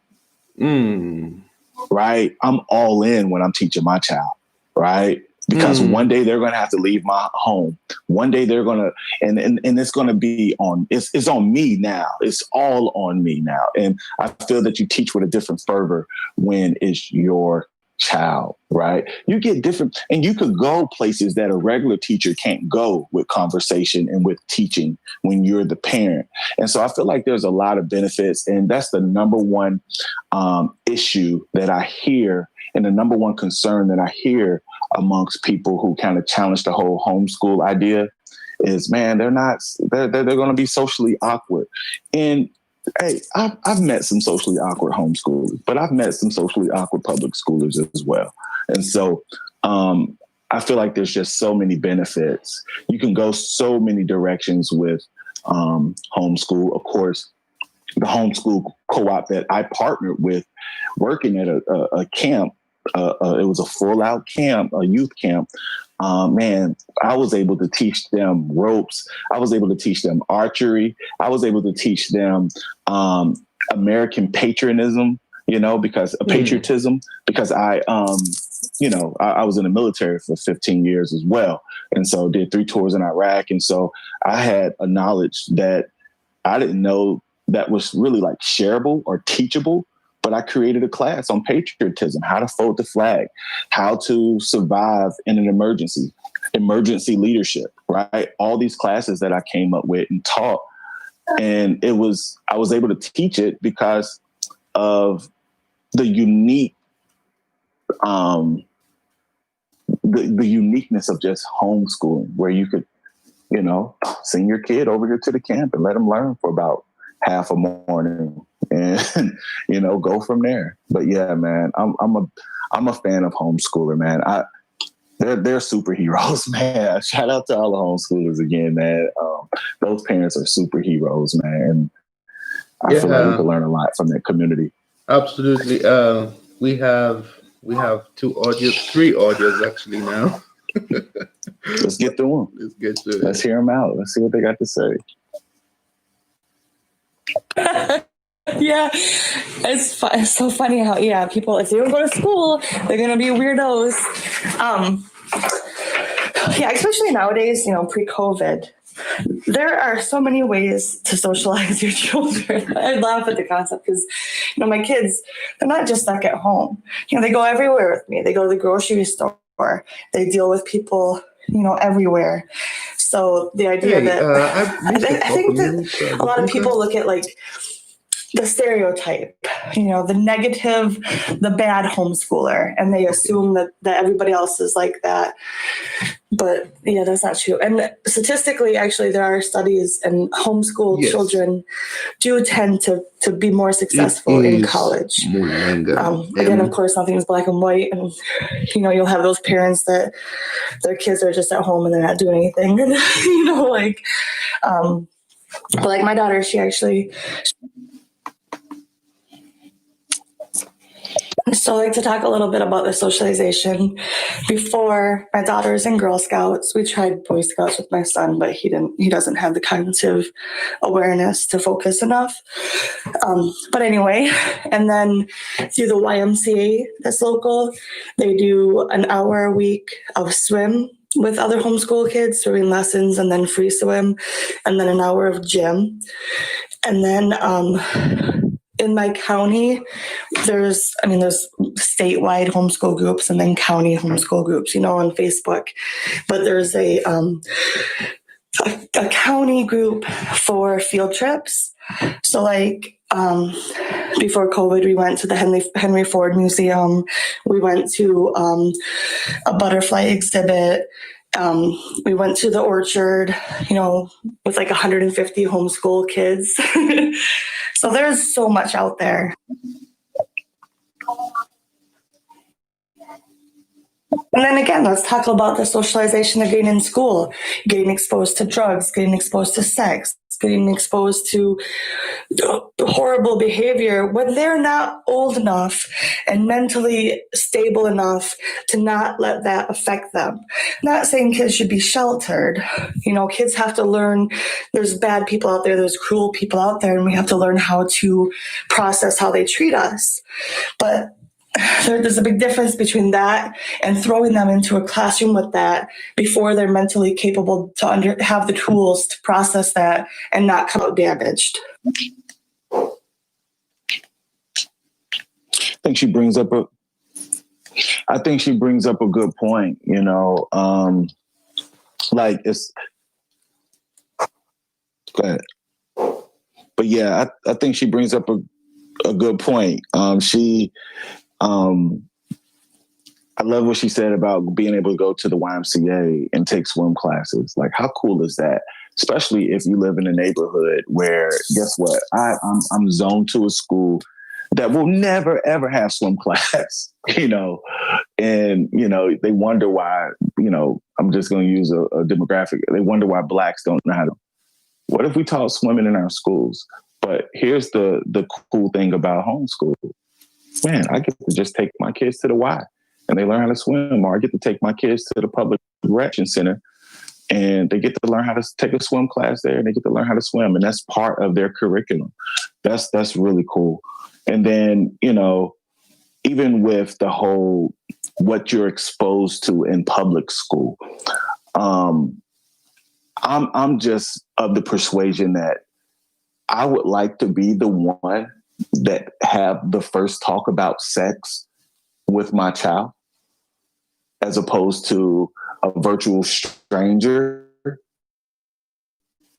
having a conversation about sex with my child. You know, I would like to be able to expose them to our family's values and, you know, our perspective on sex, as opposed to someone giving them the government's way, quote unquote, on sex, on health, on, you know, those are things that as a parent, that's my responsibility. And I would err on the side of having that conversation too early as opposed to having it too late, because, you know, man, kids learn things, you know, especially with the internet, you know, they're being raised in a click era, right? A click and search era, as opposed to we had to learn how to do these things. I'm 41. And so I had to learn how to do these things as they were invented and brought to, you know, to the public eye. And so, make a long story long, man, they know how to find out about sex. And so my thing is, they know how to find out about drugs. They know how to find out about the ickies of public school and everything they're going to be exposed to through their peers, through the curriculum. And I feel that, you know, as parents, we need to step up and have these conversations first, if there's a such thing, right? And so, yeah, man, there's definitely fears and there's definitely stereotypes about homeschoolers, man. I've seen some of the coolest kids I know are homeschoolers, man. You think about some famous athletes like Tim Tebow, Serena Williams, heck, Blake Griffin, who is from Oklahoma City, I believe.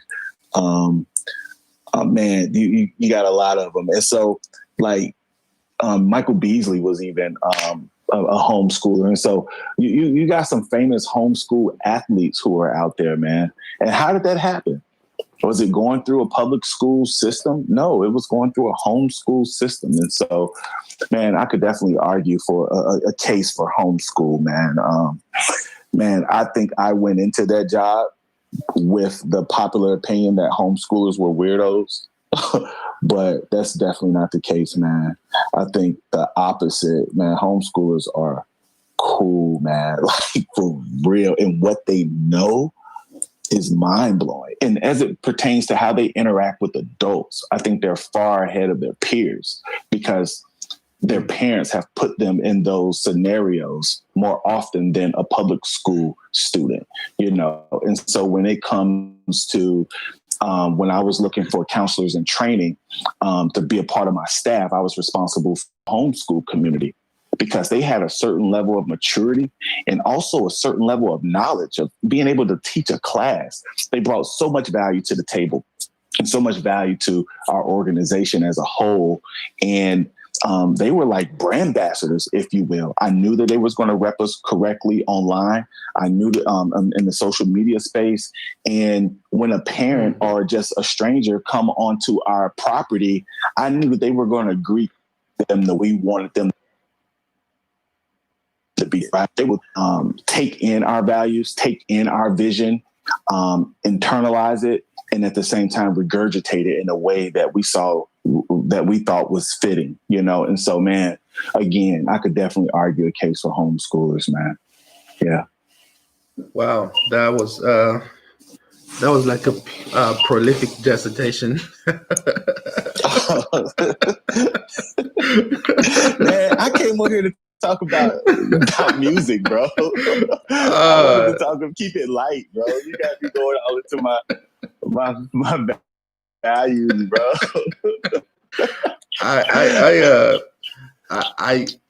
And I guess, you know, when I asked you the question that do you feel like homeschooled kids perform better? So whatever you've been saying there is literally what answers then the question of what I asked. You know what I mean? The fact that you had to look to the homeschooled kids and everything to do that, that's exactly what I was trying to get. You know what I mean? Like you're talking about the performance. They perform better. You talk about all these things. And man, I feel like I need to homeschool my kids. I'm gonna have to get you this money. Hey, and you know what? You know what? I think like you're onto something because what happened was, man, I'm not trying to get into all of this.